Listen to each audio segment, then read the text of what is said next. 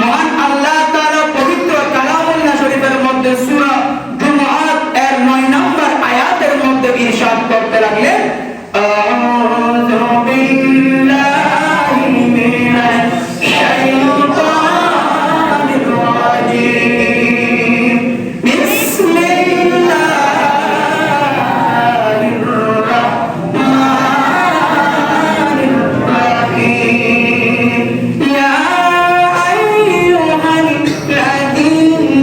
আমানু ইযা নুদিয়া লিস-সালাতি মিন ইয়াউমিল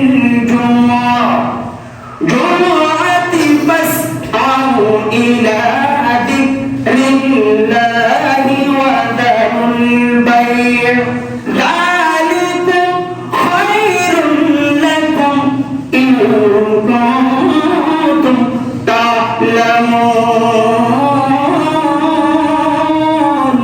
মহান আল্লাহ তাআলা সূরা জুমআর 9 নম্বর আয়াতের মধ্যে ইরশাদ করতে লাগলেন, হে মুমিনগণ, জুমার দিন যখন মসজিদের মধ্যে নামাজের জন্য আযান দেওয়া হয়, তখন তোমরা আল্লাহর স্মরণে মসজিদের দিকে নামাজের উদ্দেশ্যে দ্রুত চলে যাও এবং তোমাদের বেচাকেনা বন্ধ করো।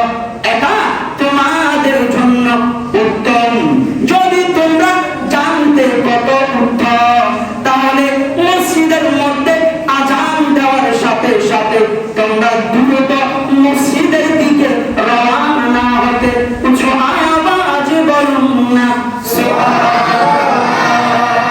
মহান আল্লাহ তাআলা এই আয়াতের মধ্যে ইরশাদ করতে লাগলেন, উম্মত, যখন জুমার দিন যখন মসজিদের মধ্যে আযান দেওয়া হবে, তখন তোমরা মসজিদের দিকে কি করো? রওনা হও, চলে যাও এবং তোমাদের সকল বেচাকেনা কি করো? বন্ধ করো। মহান আল্লাহ তাআলা এখানে বেচাকেনা বলতে আমাদের সকল প্রকার কাজকর্মকে বুঝিয়েছেন। অর্থাৎ মসজিদের মধ্যে যখন জুমার দিন মসজিদের মধ্যে যখন আযান হবে, তখন আমরা যাতে সকল প্রকার কাজকর্ম বন্ধ রাখি এবং মসজিদের দিকে দ্রুত চলে আসি। মহান আল্লাহ তাআলা বলতে লাগলেন, তোমরা যে দ্রুত চলে আসবে, এই কথাটা আমি কেন বললাম? তোমরা যদি জানতে মসজিদের মধ্যে আযান দেওয়ার সাথে সাথে দ্রুত চলে আসলে কিনা, তাহলে তোমরা আযান দেওয়ার সাথে সাথে ঘরের মধ্যে বাড়ির মধ্যে 1 মিনিটও অপেক্ষা করতে না, সাথে সাথে দ্রুত মসজিদের দিকে চলে আসতে। উচ্চ আওয়াজ বলুন না সুবহানাল্লাহ।